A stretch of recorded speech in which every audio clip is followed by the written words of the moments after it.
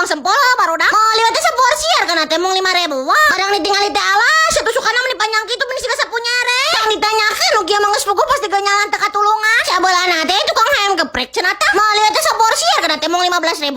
Ai si kami mah 15.000 teh yang cengek 5 kintal bisa teh. Ya bisa tuh ning asal ka itu cengek melak solangan jo. Istri 50 juta kali baru dah kita mending nganang-nganang teh. Ya lo meni kuat ka babalawakan dah si kami ge. Sabeulana teh tukang roti kukus cenah teh. Mau lihat seporsi harga teh mung 7.000. Barang dibalawakan teh alas ya bener-bener amisna lagi teka tulungan ya mah. Aduh kan ya teh mending kana pisan. Maju santi ki tukang batakor cenah teh.